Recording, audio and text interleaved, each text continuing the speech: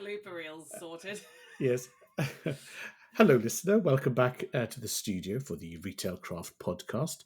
I'm Ian Jindal, Editor-in-Chief, and it's my great pleasure, as ever, to be joined by... Georgia Scott. Oh, you were leaving dramatic pause for me, and I just wasn't I picking it up. was. Yeah, I know. See, I'm used to the in studio kind of, That's it. things. Yeah. Georgia Scott, head of marketing at Adobe. Hey, welcome. So listen, we've got an odd one today because we are just passing through the studio to launch a recording. Yeah, because you left me and went off gallivanting without me. Well, I looked at your Instagram feed of excellent shenanigans in New York. Well, you were invited, and obviously next time we will go microphone held together. But this time I did get a chance to catch up with an amazing brand, an amazing leader while I was in New York. So I was there for NRF, and it was a chance to catch up with Brompton, which, as you know, is a quintessential British brand that's been building out a US presence. And like another British cycling brand, Rapha, it's opened in New York with very much a sort of clubhouse meets flagship kind of vibe, blending showcase with community. So once NRF finished and I was wandering along lonely, I thought, let me just catch up with Juliet Scott-Croxford, who's the US president. Now, we caught up while there's all sorts of mayhem happening as they were prepping the store for an evening event. But before we roll the digital tape, was there anything in particular that you were looking forward to hearing, Georgia? Yeah, I mean, I'm only partially annoyed that I wasn't with you because I'm really excited to hear. I mean, look, I'm going to be really honest. I've only really got on a bike maybe twice in the last 10 years. Both ended in accidents, so I tend to avoid them. But subsequently, I'm all the more curious to to hear. But I think I had a look at the stores, I had a look at what they're doing, particularly in the US, and I think actually the experiences they're creating look amazing. So I'm really interested to hear on their expansion plans and kind of how they're going, really. Let's just roll VT and hear from Juliet.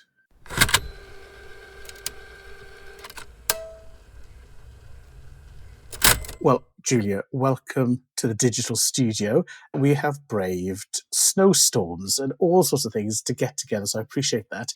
We're in New York, although remotely from each other, and it's a great pleasure to have you in the studio so we can talk about Brompton, your store in New York, your career, and anything else that comes to mind. So first of all, Juliet, why don't you just introduce yourself and let our listener know who you are? Thanks, Ian. Great to be here. Thanks for the invite and happy to be sitting here in my snow boots. I am Juliet Scott-Croxford. I'm president for Brompton in North America. So I lead the growth of the market for Brompton, which is obviously a brand that has been around for over 40 years now. But we are still relatively new to the US market and the US consumer and the North American consumer. So really my focus is on building awareness of the brand in this market and what we do and who we are. Great. Well, why don't you say a little bit more about who you are? Because some people may not be as familiar. I mean, for me, Brompton is a British and a London icon, the quintessential folding bike that has been largely unchanged, I think, until your new titanium T season came out this last year. So it's been an industrial design that's won loads of awards as well. So just tell us a little bit for people who maybe don't have a bike or whose last bike came from Halfords when they were 6 years old. Just explain where, the Brompton positioning. So we were established in London, you're absolutely right, in 1975. So our founder, Andrew Ritchie, was the one that invented this first unique looking bike which folds into three. And we're now the leading designer and maker of the world's most iconic folding bike. So all of our product gets designed and manufactured in our factory in West London in the UK. Today, the company offers a full suite of what I would call sustainable micro mobility solutions and practical products really designed to make urban living more fun and more enjoyable and more accessible. The bike is made for cities.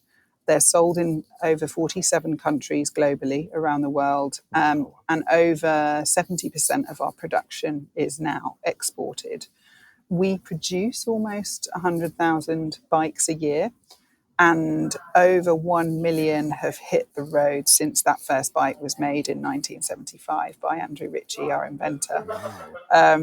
We also operate, the way that we distribute now is what we would call omni-channel distribution. So we currently have 15 flagship Brompton Junction retail stores in cities across the world, and I know we'll touch on that later, but we have them in London, in Paris, in New York, Beijing, Tokyo, Milan, Kobe, Hamburg, Shanghai. I'm sure I've missed one.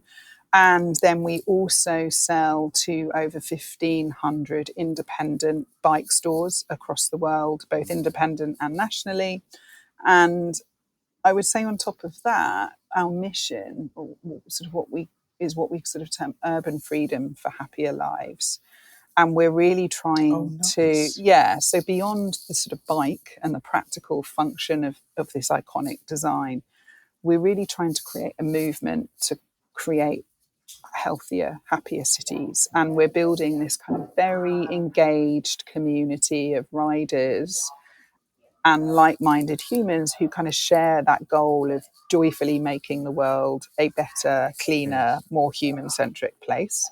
So we really kind of see choosing a Brompton lifestyle as a choice focused on personal health, wellness, and sustainable living. So what's interesting about that, as I wipe the tear of emotions from my eye, is before we get on to the Brompton Junction stores, you've been quite a pioneer in integrated travel. So one of the joys of a Brompton is it's not only foldable, but it's foldable very quickly, and you can stick it under tables, chairs, so you can actually cycle to the station, put it on the train with you, get off and cycle to destination. But there was a whole thing, I saw them in London, I think maybe in Milton Keynes as well, where you collaborated to have branded bike boxes and rentable bikes at certain stations. So there is this idea that, cycling fits into a leisure, health and commuter life as well. It's not just all or nothing. Yeah. And I think that's one of our kind of unique, beyond the fold, it's really one of our unique selling points, because this notion of multimodal and this notion of, people take multiple modes of transportation every day. And take me, for instance, I drive to my local train station in an electric car. I have my Brompton in the back.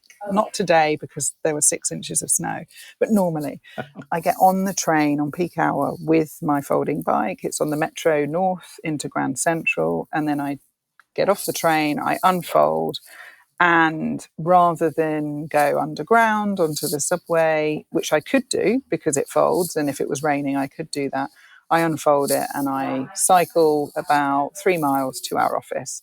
And over 50% of car trips are under 3 miles in this country.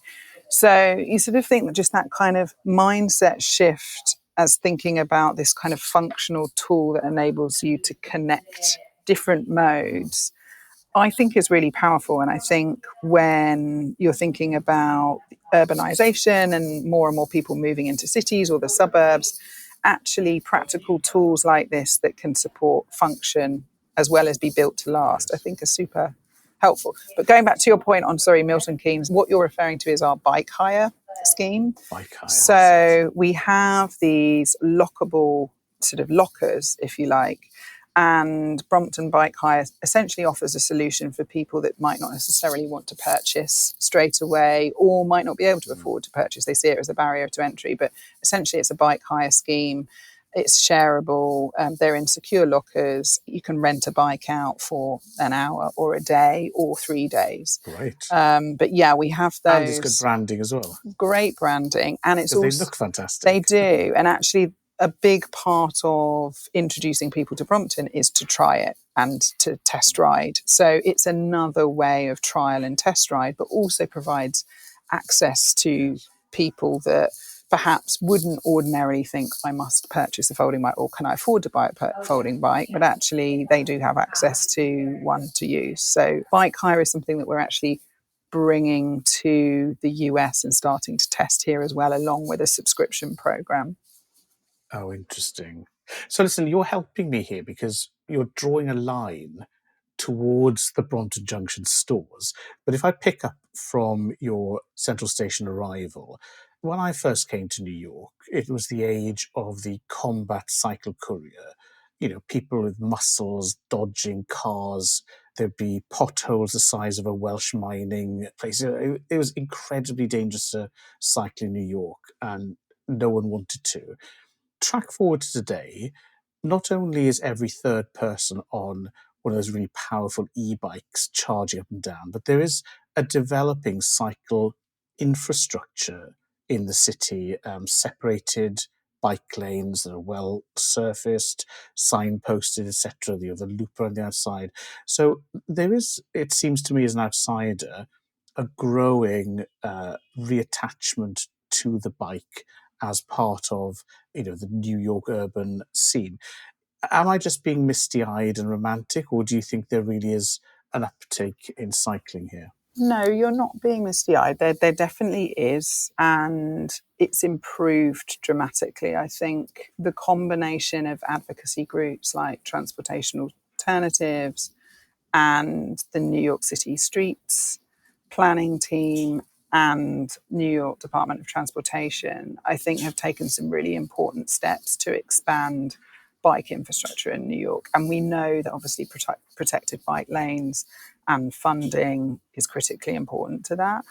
There was a New York City Streets plan that required the City of New York to install at least, it was something like 50 miles of protected bike lanes last year and 250 miles in the 5 years from 2022 to 2026. And in 2022, the administration did install 20 of out of 30 required miles. So there has been a very concerted effort, and participation has certainly increased and continued since COVID. Unfortunately, there is also a Vision Zero plan, which is to obviously get to zero deaths in terms of cycling and pedestrians, which has actually sadly increased last year. So there's still a long way to go to improve it. But I guess speaking from experience, you can see the expansion of the bike lanes, and actually there's a lot more joined up. 5 years ago, it did feel a little bit like you were taking your life into your own hands.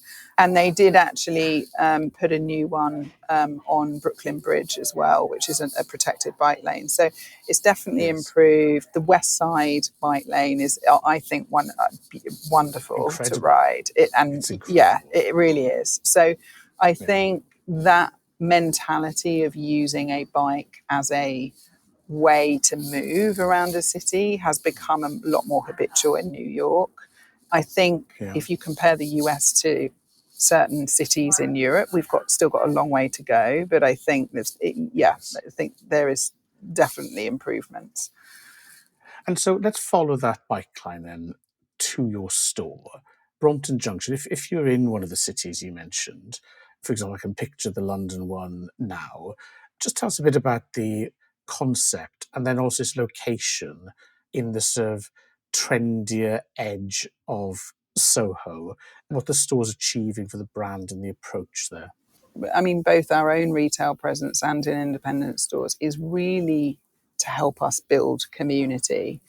And we see the Brompton Junctions as kind of a key hub or focal point for the community to come and meet and convene and not just buy product, but really to spend time together and to feel connected to what Brompton's about, as well as do ride outs from the store. And we have a series of events that take place there each month. We really see those spaces as more than just a store and as that kind of place for people to meet and convene and share experiences from. I think we also know that those active in our community enjoy interacting together and enjoy coming to the store, and they often refer friends as well. So it starts with our community, and we also know people in our community tend to spend more with us. So I think it really starts with our community and recognizing actually those stores are very helpful in terms of that hub, but also for visibility, particularly when, even though we've been around for a number of years in the UK and in London, you know, you get very used to seeing a Brompton around. Here it's still a relatively new thing and awareness is relatively low. So our retail presence is really important from that perspective. It's the place where you can go where you can really get a feel for Brompton as a brand. I think our staff are really knowledgeable about our mission and our values as well as our product, but it's also where you can go to really experience the full range of what we do and all of the different colours of bikes and all of the different types of bikes that we have on offer. It's a great place to go and test ride. So from that perspective, they are, you know, I think a really important part of our growth strategy and our growth story. We actually opened up our Bleecker Street store in New York over 5 years ago now, and it originated as a pop-up, but has obviously since become a permanent store. It's actually fairly, even though it's on Bleecker Street, it's sort of the other end of Bleecker Street to some of the main sort of designer stores that you're probably familiar with there.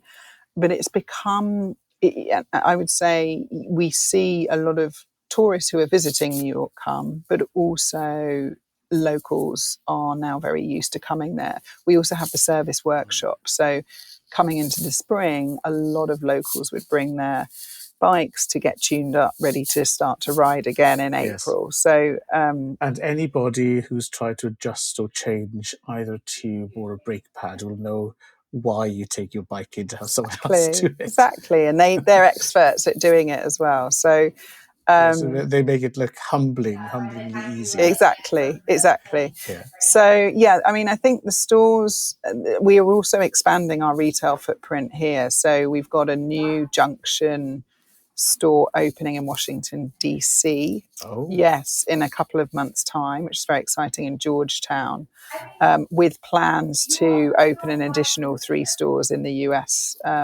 by the end of 2025. So, yeah, we've been, And that's still in conjunction with your retail partners selling as well. Because I've noticed that in independent bike shops, the investment there has also increased with things like, you know, loan bikes and much improved point of sales. It's like a little mini Brompton area within their stores. Yeah, and our retail partners, independent and national, are so critically important, particularly in a market the size of the US, because we can't afford to open stores in every city. And it's such a vast market and such a vast country that it's really important that we have a network of retailers who know our product and can speak to our consumers and also can offer servicing as well. Because, you know, if you purchase the bike either in a Junction store or online, which you can do on brompton.com, you still need to get it serviced at least every year, if not twice a year. So having that retail network is super important for us. They're also brilliant partners for us in terms of activating our community. So we did our 1 millionth bike tour in October, and we had community rides in DC, in New York, in Portland, in LA. And we did that with our local retail partners who know the city inside out. So I think as we're expanding, we're really focusing on how do we activate a city, not just from a distribution point of view, but how do we really get to know the city and what are the partnerships that we need to build. And our focus right now is New York and DC and soon to be Los Angeles. There is so many brilliant cities across the States that I think are ripe for this kind of product and this way of job living. Envy. I'm getting job envy. Just the thought of you going and opening stores in all these amazing cities. But Juliet, let's just ask about you quickly, which is just tell us how you ended up with this lovely job. You know, you didn't come from being a cycle courier. What was the path, and so why did you join to take on this role? I definitely I've taken a zigzag path in my career. And I would say it's kind of in 3 chapters. The first one being I started as a managing consultant. So I guess my kind of out of graduate training, on the job training as a managing consultant, I initially started in technology. I then sort of focused very much on sort of business strategy, change management, and digital transformation.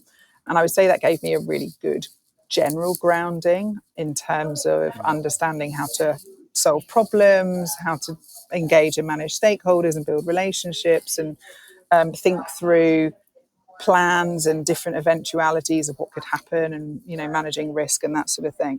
I then the sort of second chapter, because I did that across a number of different industries, I then landed with a client in the media and entertainment space. And it was at a point in time where media and publishing was being really disrupted by technology and mobile devices. I'm not sure that's stopped, actually. No, it hasn't. Disrupted. It hasn't. But it was a really good moment, I think, for me to be in that space. And then I sort of spent 12 years in media, but with really in turnarounds. So it was very much focused on how to create new revenue streams, obviously how to manage cost base, but also how to kind of create a culture of testing and learning and data-driven insight, decision-making, and all of those things. And it was off the back of my role. I was CEO. I did a turnaround for a US publication that was going from sort of a print publication to another community platform, where we were really focused on sort of purpose-driven content in relation to sustainable cities. And during that time, I met Will Butler-Adams, who's our group CEO, and I remained in contact, but I talked to him a lot about, if you're serious about entering the US market and growing the brand here, this is what I would do. And then there was a moment where they were looking for a new regional director to lead the market. So I threw my hat in. And they said, "Oh, she's already told us what she'd do." Tomorrow. They were doing a search. So I had to go through the whole kind of interview process. And it was interesting because I was very upfront about this is what I can do and know how to do. But I actually didn't have a retail background. I didn't have a supply chain background. And I hadn't come from kind of operations and logistics, particularly with a specific consumer product. However, my focus had been on sort of building teams, plans, activating brand, and really thinking about content and ways in which you can kind of unlock awareness. And, I think the cost of doing business in the US is very high. So having a kind of and this isn't without ambition, but kind of having an awareness of that is quite important, I think, particularly, when you've got finite resources. So it felt quite natural to me to go from consulting to media to Brompton. But I think for a lot of people, it's like, gosh, that's like, yeah. And I also... It always makes sense in retrospect. At the time, people are shocked. Yeah. So tell me, I mean, when I started retail, I arrived with my eyes as wide as saucers. And most things I got, the one thing that shocked me in terms of just how much work, brain power, and challenge there was the whole merchandising side. So everything else, I thought, I get it. Thank you very much. Drawn the picture. But merchandising was, oh my God, you do all of that.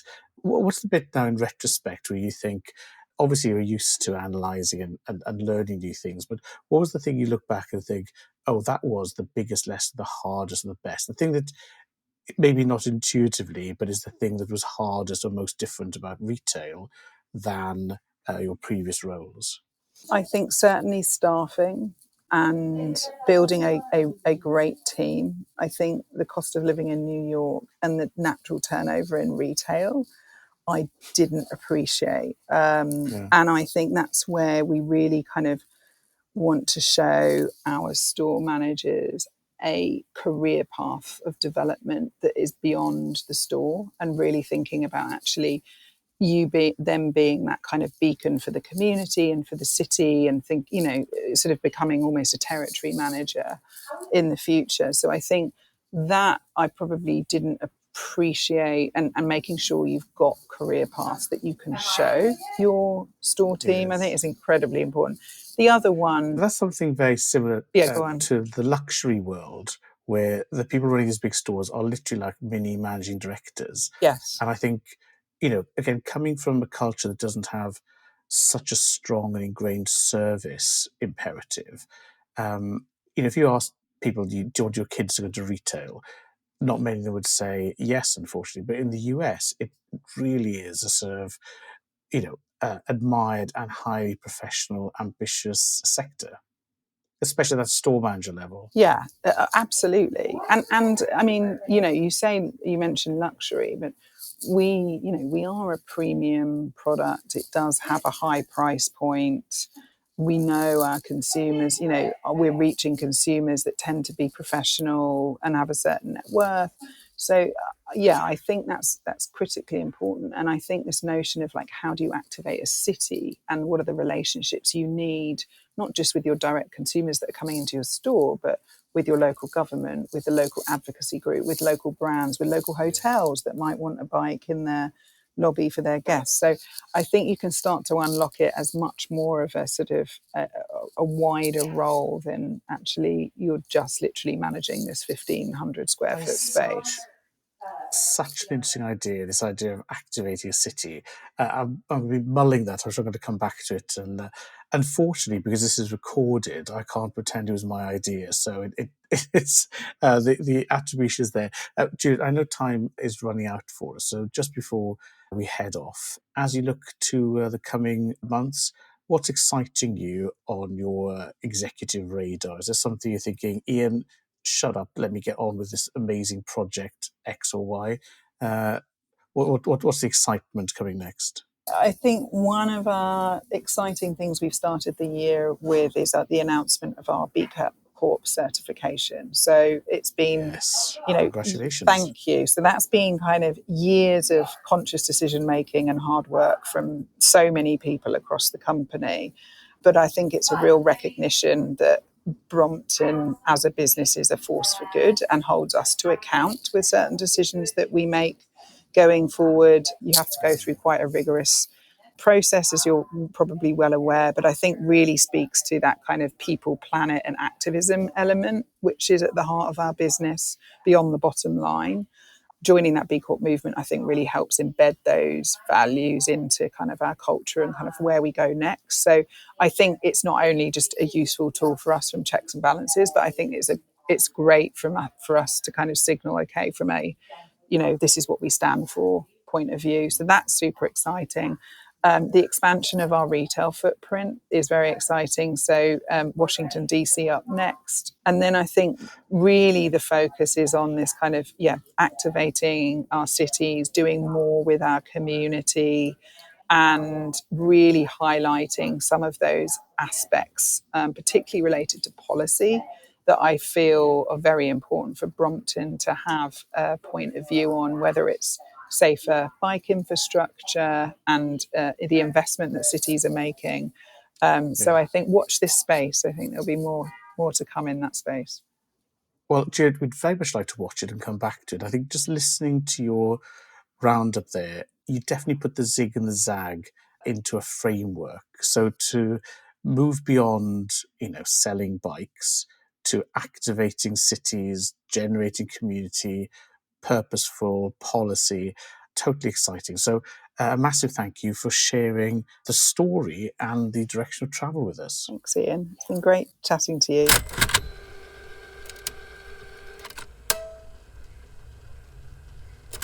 Wow.